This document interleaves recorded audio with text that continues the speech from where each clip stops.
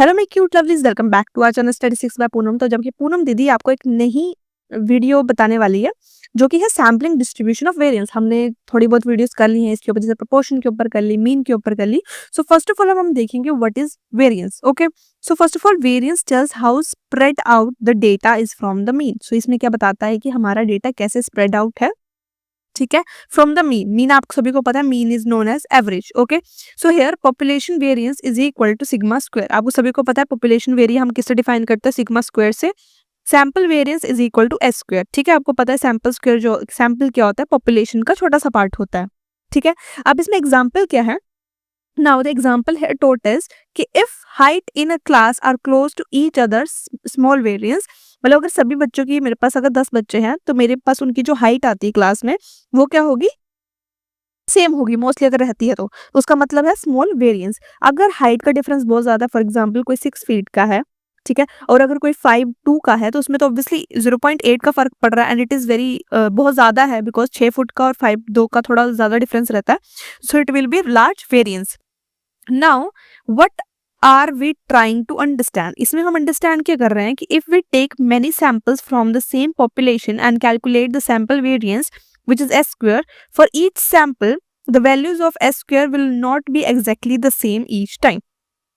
Okay, तो इसमें इस केस में क्या होगा कि जब भी हम बहुत सारे सैंपल्स ले लेते हैं किसी भी एक पॉपुलेशन से, फॉर एग्जांपल 1000 पीपल का मेरे पास एक पॉपुलेशन है, तो मैं उसमें से बहुत सारे सैंपल्स ले रही हूँ और उसके बाद मैं उसका कैलकुलेट कर रही हूँ सैंपल वेरिएंस कि उनने कितना, मतलब कैसे होता है, बैलेंस है या भेदभाव, कैसे होता है भेदभाव इन द सेंस कि क्वांटिटी या बैलेंस में कितना भेदभाव है, ठीक है। उसको ऐसे मत लाइक उस पॉइंट से मत लेना।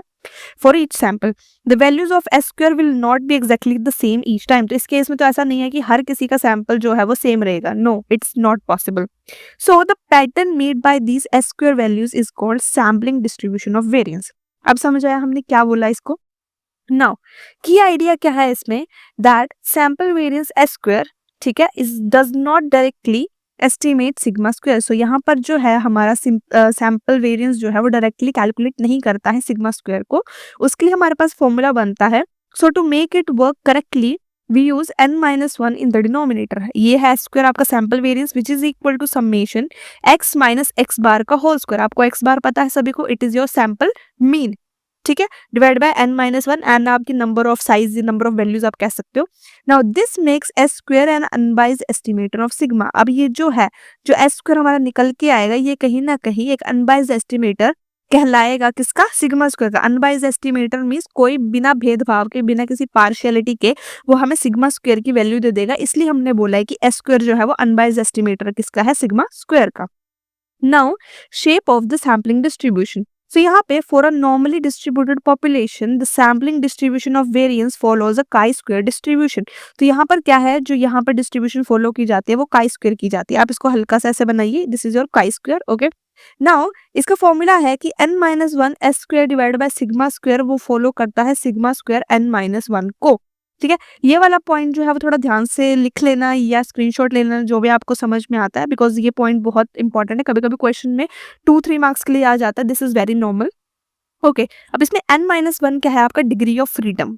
Okay, so now chi square क्या है, आपका chi square distribution, a skewed curve not a bell curve.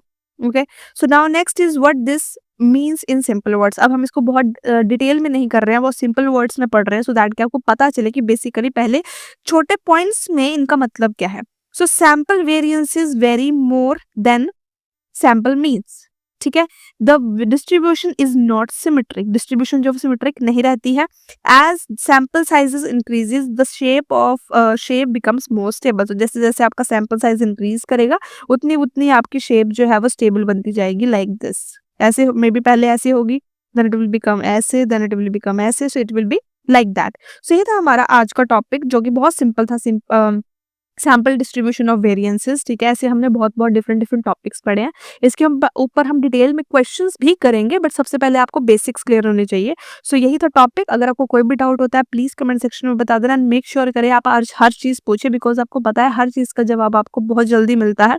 कोई भी नोट्स चाहिए, कोई भी इंफॉर्मेशन चाहिए, कोई भी सजेशन चाहिए, you can you can just comment down anything और नीचे डिस्क्रिप्शन में मेक श्योर करें कि वो वहाँ पर बहुत सारे सेट्स हैं, हमारे नोट्स प्रोवाइड किए गए हैं।